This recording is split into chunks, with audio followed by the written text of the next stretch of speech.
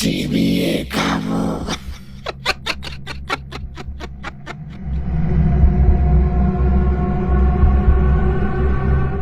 পিশাচের ছায়াটা ধীরে ধীরে খেয়ালির শরীরের ভেতর মিলিয়ে গেল।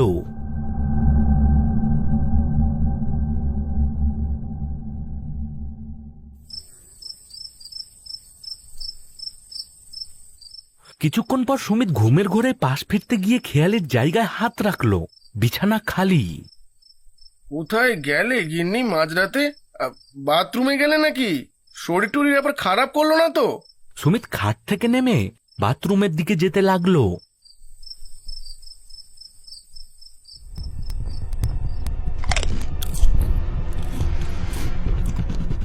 রান্নাঘরে দরজার কাছে আসতেই সুমিত থমকে দাঁড়ালো।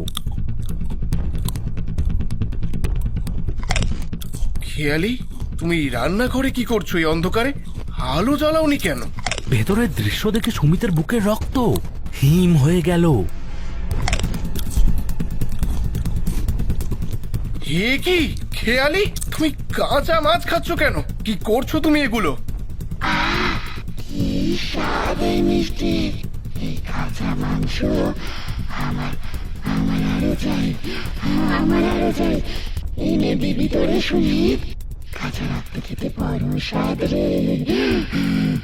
তোর গায়ে রক্তটা বড় মিষ্টি হবে রে। সুমিত দৌড়ে মায়ের ঘরে চলে গেল। নীলিমা রান্নাঘরে এসে খেয়ালির এই রূপ দেখে নিজেকে সামলে দুজনে মিলে ঘরের বাইরে বেরিয়ে গিয়ে বাইরে থেকে ঘরের দরজা বন্ধ করে খিল তুলে দিল।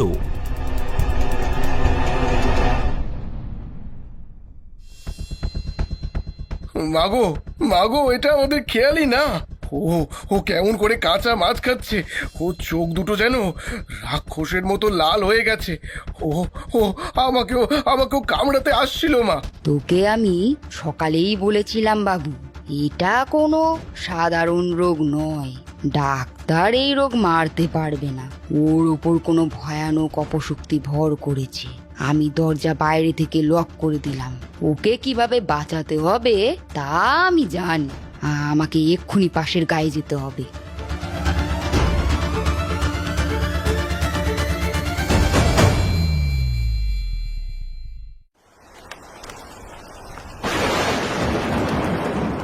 ভোর হলো, বৃষ্টির তেজ বেড়েছে।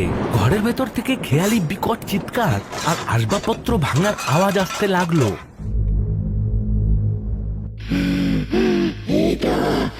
এই তোরা আমাকে আটকে রেখেছিস কেন? দরজাটা খুলে দে বলছি, খুলে দে দরজাটা। আমার বড় খিদে পেয়েছে।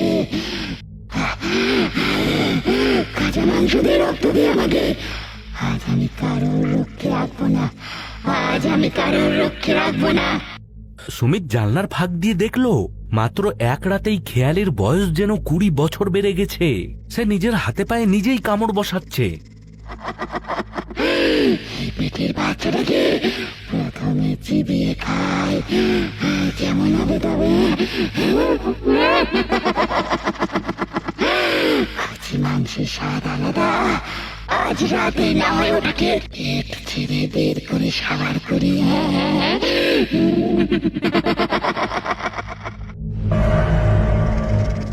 খেয়ালি, ও খেয়ালি, কি করছো তুমি? নিজের সন্তানের ক্ষতি করো না গো। মাগো, তুমি তাড়াতাড়ি এসো। আমি আমি যে আর সহ্য করতে পারছি না।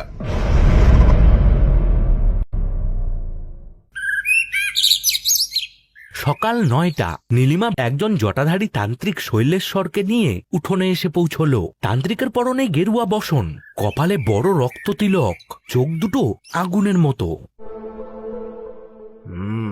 তুই ঠিকই বলেছিস রে নীলিমা। এই বাড়ির বাতাসে চরম অপশক্তির গন্ধ রয়েছে। এক অতৃপ্ত প্রেতাত্মা এখানে বাসা বেঁধেছে। বাবা, বাবা আপনি একমাত্র ভরসা। ভেতরে চলুন বাবা। তোরা দুজনে ঘরের বাইরেই থাক। ভেতরে যা করার আমাকে একাই করতে হবে। তোরা গেলে তোদেরও ক্ষতি হতে পারে। বাবা শৈলেশ্বর, আমার খেয়ালি ঠিক হয়ে যাবে তো বাবা? ওর পেটের সন্তানটা যেন বেঁচে থাকে বাবা। আমি আপনার সব শর্ত মানব। বাবা সুমিত, তুমি শান্ত হও। অমন লক্ষ্মী মেয়ের কিছু হতে দেব না আমি। তান্ত্রিক শৈলেশ্বর বন্ধ ঘরের দরজা খুলে ঘরের ভেতর ঢুকে খেয়ালির সামনে দাঁড়ালো।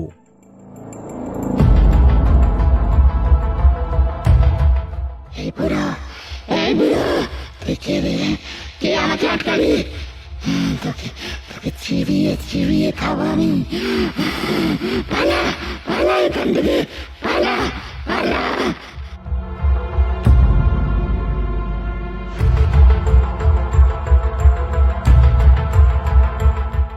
ওর শরীরে ইবলিশ ভর করেছে। ইবলিশ? ইবলিশ। পুকুরের ধারে গাছে, শ্মশানে, তেঁতুল গাছে এদের বাসস্থান। এরাও জিনের একটি রূপ। রাতের আঁধারে একলা মেয়েকে চুল খোলা অবস্থায় পেলে ওর উপরে ভর করে। আর এই মেয়েটা তো গর্ভবতী ছিল, তার উপরে সেদিন ছিল শনিবার। আমি ঠিক ধরেছি, এ হলো তোমাদের গ্রামের কোনো এক অতৃপ্ত আত্মা। ইবলিশ